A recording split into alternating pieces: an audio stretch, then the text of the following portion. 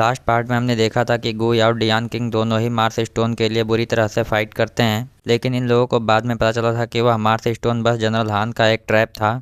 इधर मास्टर जाओ याओ और जाओ मेंग एक दूसरे से फाइट करते हैं, जिसमें इन लोगों ने एक दूसरे को बराबर की टक्कर दी थी। अब इस पार्ट के स्टार्टिंग में मास्टर जाओ याओ के क्लैन के ट्रेजर को दिखाते हुए जाओ मेंग कहती है कि तुम सक्सेस को इतनी जल्दी क्यों हासिल करना चाहते हो, क्योंकि ऐसी सिचुएशन में एक इंसान के अंदर का डीमन उसके ऊपर हावी हो जाता है। यह सुन करके मास्टर जाओ याओ कहते हैं कि अगर ऐसी बात है तो फिर तुम बताओ कि आखिर में तुमने हमारे क्लैन के डिसाइपल्स को बेवजह क्यों जान से मार दिया। कहीं ऐसा तो नहीं कि तुम हेवन क्लैन को इसी तरह से चलाना चाहती हो। इस पर जाओ मेंग कहती है कि ह्यूमन क्लैन सैकड़ों सालों से जिंदा है, लेकिन मुझे लगता है कि तुम अब भी लाइफ और डेथ के बीच में उलझे हुए हो। यह सुन करके मास्टर जाओ याओ कहते हैं कि तुम कहती हो कि तुम्हारा हेवन क्लैन बाहर की दुनिया से कोई लेना देना नहीं रखता है, पर फिर भी तुम किन एम्पायर के एक प्यांदे की तरह क्यों काम कर रही हो। तब जाओ मेंग कहती हैं कि अगर कोई पेड़ के छांव में बैठा हुआ है तो इसका बिल्कुल भी यह मतलब नहीं है कि वह इंसान पेड़ का हिस्सा बन गया हो। इसलिए अब मास्टर जाओ याओ जाओ मेंग से पूछते हैं कि आखिर में तुम क्या हासिल करना चाहती हो। तब जाओ मेंग कहती है कि मैं जो हासिल करना चाहती हूँ उसके बारे में सबको पता है, क्योंकि मुझे नहीं लगता कि तुम्हारे हाथों में जो तलवार है तुम उसके लायक हो। इधर यह सुनते ही मास्टर जाओ याओ कहते हैं कि इसका मतलब है कि तुम मेरी स्वॉर्ड के पीछे यहाँ तक आई हो, इसलिए अगर तुम इसे हासिल करना चाहती हो तो यह तुम्हारे लिए एक अच्छा मौका है। वहीं कई सालों पहले हमारे एल्डर्स ने यह डिसाइड किया था कि दोनों क्लैंस इस तलवार के लिए 5 सालों में एक बार फाइट करेंगे और जो जीतेगा उसके पास यह तलवार अगले 5 सालों तक रहेगी। इसके अलावा ऐसा हमारे एल्डर्स ने इसलिए किया था ताकि दोनों क्लैंस के लोग आपस में एक दूसरे को जान से ना मारें। यह सुनकर के जाओ मेंग कहती है कि ऐसा लगता है तुमने हमारे एल्डर्स की बातों को ठीक से नहीं समझा है, क्योंकि मुझे लगता है कि एल्डर्स यह डिसाइड करना चाहते थे कि दोनों क्लैंस में से कौन दाइश टेक्निक को अच्छे से परफॉर्म कर सकता है। इसके बाद हम देखते हैं कि जाओ मेंग वहाँ से वापस जाने के लिए तैयार होते हुए कहती है कि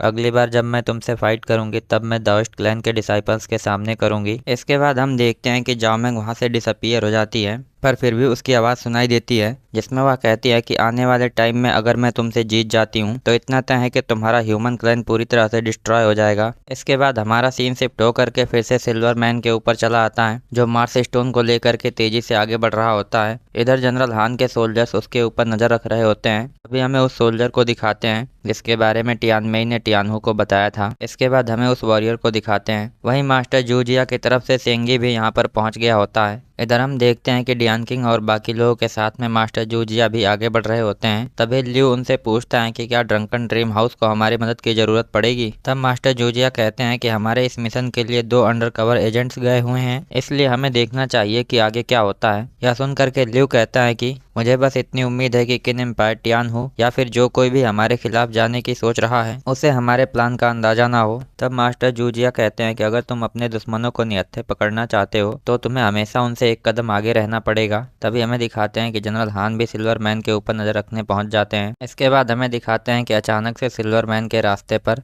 मेई सैनिंग पहुंच जाती है, जिसे देख करके सिल्वर मैन अपने सोल्जर्स को फाइट के लिए तैयार रहने को कहता है। इधर टियानहू भी मेई सैनियांग को आगे बढ़ता हुआ देख करके बताता है कि वह इकलौती ऐसी वॉरियर है जो डियान किंग का सामना कर सकती है। इसके बाद हम देखते हैं कि अचानक से मेई सैनियांग एक जोरदार किक जमीन पर मारती है, जिसकी वजह से सिल्वर मैन के सोल्जर्स के सामने का रास्ता पूरी तरह से टूट जाता है। वहीं वे लोग आगे जा करके गिरते हैं। तब हम देखते हैं कि रास्ते के टूटने के बाद वहां पर ढेर सारे स्फेयर्स खड़े होते हैं, जिसकी वजह से ढेर सारे सोल्जर्स भी मारे जाते हैं। यह देख करके सिल्वर मैन भी बिल्कुल हैरान हो जाता है। इधर मेई सैनियांग इन लोगों की तरफ बढ़ते हुए कहती है कि अब तुम लोगों के सामने का रास्ता पूरी तरह से ब्लॉक हो चुका है। जिसके बाद हम देखते हैं कि मेई सैनियांग आसानी से उन स्पेयर्स के नुकीले दांतों के ऊपर भी चल पाती है। इधर उसे ऐसा करता देख करके सिल्वर मैन के सोल्जर्स डर के मारे कांपने लगते हैं। इसके बाद हमें मेई सैनियांग के बारे में बताते हैं कि वह पीजेंट स्कूल के लीसन हॉल से बिलोंग करती है। वहीं उसकी बॉडी भी पूरी तरह से आयरन आर्मर का काम करती है, जिसकी वजह से उसके ऊपर किसी भी वेपन का कोई असर नहीं होता है। वहीं वह भी उसी क्लैन से बिलोंग करती है जिससे डियान किंग आता है। इसके बाद जनरल हान का सोल्जर उन्हें बताता है कि अब मेई सैनियांग टियांगहू और जोंग के लिए काम कर रही है। इधर सिल्वर मैन भी मेई सैनियांग को देख करके इतना समझ गया होता है कि इस लड़की से फाइट करना इतना भी आसान नहीं होगा।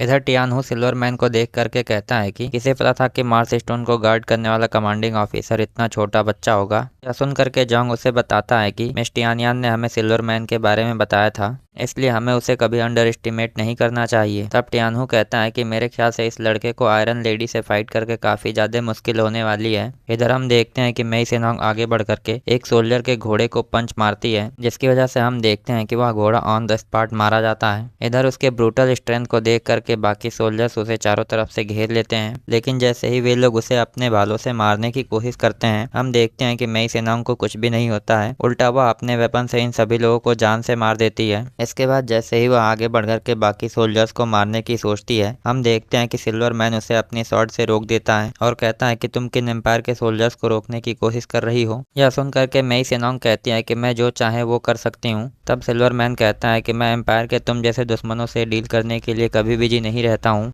तभी हमें एक फ्लैशबैक दिखाते हैं जिसमें टियान यान टियानहू और जोंग को बताती है कि जब यह सब कुछ हो रहा होगा तब मास्टर जूजिया जरूर कुछ न कुछ प्लान कर रहे होंगे, इसलिए तुम लोगों की नज़र मास्टर जूजिया के दूसरे आदमी पर होनी चाहिए। इधर मेई सेनोंग सिल्वर मैन से कहती है कि आज मेरा मूड अच्छा है, इसलिए मैं तुम्हें अपने साथ एक डुएल करने का मौका दे रही हूँ, जिसमें अगर मैं हार जाती हूँ तो तुम मेरा सर काट करके अपने साथ ले जा सकते हो, लेकिन अगर तुम हार जाते हो तो तुम्हें मार्स स्टोन को मेरे हवाले करना होगा। यह सुन करके सिल्वर मैन कहता है कि अगर मैं जीत गया तो इस रास्ते के साथ में तुम्हारी लाइफ भी मेरी हो जाएगी और हारने के बारे में तो मैं सोचता ही नहीं हूँ। इसके बाद हम देखते हैं कि ये लोग एक दूसरे से फाइट करना स्टार्ट कर देते हैं। वहीं सिल्वर मैन उसकी गर्दन को काटने की कोशिश करता है, पर वह देखता है कि उसकी तलवार उसके गर्दन को काट ही नहीं पा रही है। इधर मेई सेनोंग अपनी गर्दन से ही उसे ढकेलते हुए काफी पीछे तक ले जाती है। तभी हमें दिखाते हैं कि ब्लेड मास्टर गायनी और वेई जुआंग भी इन सारी चीजों पर नजर रख रहे होते हैं। वहीं ब्लेड मास्टर गायनी इस फाइट को देख करके कहते हैं कि ऐसा लगता है कि गाओ जियानली टियानहू को कन्विंस नहीं कर पाया। यह सुन करके वेई जुआंग कहता है कि यह सब कुछ तो होना उसी समय तय हो गया था जब लीसेन हॉल का लीडर टियांगमेंग मारा गया था। तब ब्लेड मास्टर गायनी कहते हैं कि हमें इस बात का कोई अंदाजा नहीं है कि पीजेंट स्कूल के ऊपर नेट ट्रैप कितने दिनों से नजर रख रहा है और उन्हें पीजेंट स्कूल के बारे में कितना पता है। इधर सिल्वर मैन देखता है कि अचानक से वहां पर जीवू आ करके मार्स स्टोन को ले जाने की कोशिश कर रहा है। वहीं यह देख करके मेई सेनोंग जानबूझ करके सिल्वर मैन को रोक करके रखती है ताकि जीवू वहां से निकल सके। इसी के साथ हमारा यह पार्ट यहीं पर एंड होता है। I hope you guys like this video and subscribe my channel.